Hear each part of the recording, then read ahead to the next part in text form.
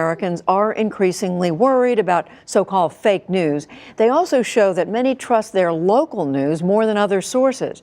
The largest owner of local stations in the country is Sinclair Broadcasting. A viral video of Sinclair news anchors has again raised concerns about the way in which the company mixes news with partisan political opinion. William Brangham updates his story about the broadcast giant that originally ran last year.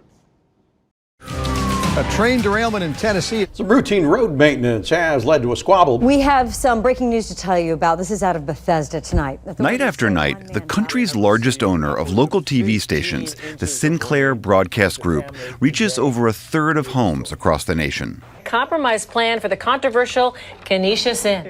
Most of us think of local news as just that, local. Stations run local stories produced and reported by local people.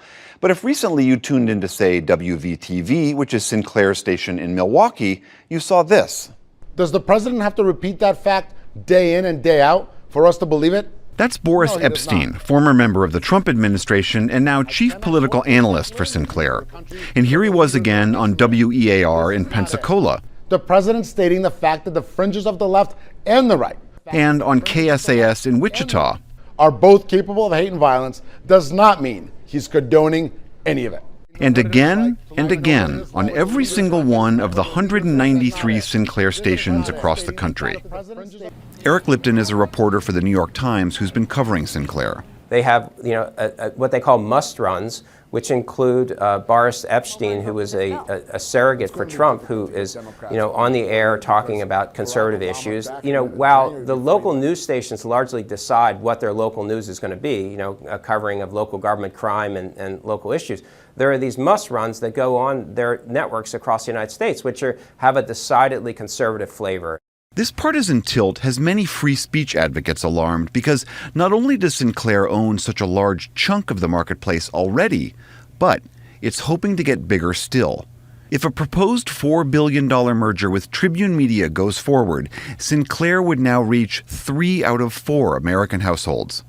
Journalism professor Louis Friedland. It is a real step in a very different direction to begin to say that the most trusted news source of most Americans is going to be allowed to be turned into an opinion organization, opinion machine for a very narrowly conservative point of view night after night in local communities. Television remains the main source of news for many Americans. In 2016, 46% of adults said they got their news from local TV stations, and it's information they trust. 41% of registered voters said they trust local news to tell the truth, while just 27% trust national news. Sinclair disputes having any kind of a political bent. Its executives declined to talk with us on camera for this report. The sharing of biased and false news has become all too common on social media. This weekend, the online site Deadspin created this compilation of dozens of Sinclair's local newscasters recording an identical promo accusing the national media of spreading fake news. And an agenda to control exactly what people think. And this is extremely dangerous to our democracy. This is extremely dangerous to our democracy. This is extremely dangerous to our democracy. This is extremely dangerous to our democracy. The video spread quickly on social media, again stirring criticism of the broadcast giant.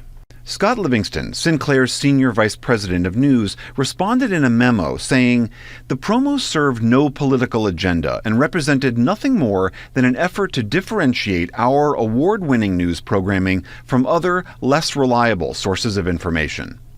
And today, President Trump defended Sinclair, tweeting, "Sinclair is far superior to CNN and even more fake NBC, which is a total joke." Meanwhile, Sinclair's bid to buy Tribune, and thus expand its reach dramatically in local news, is awaiting approval from the Justice Department and the FCC. For the PBS NewsHour, I'm William Brangham in Washington, D.C.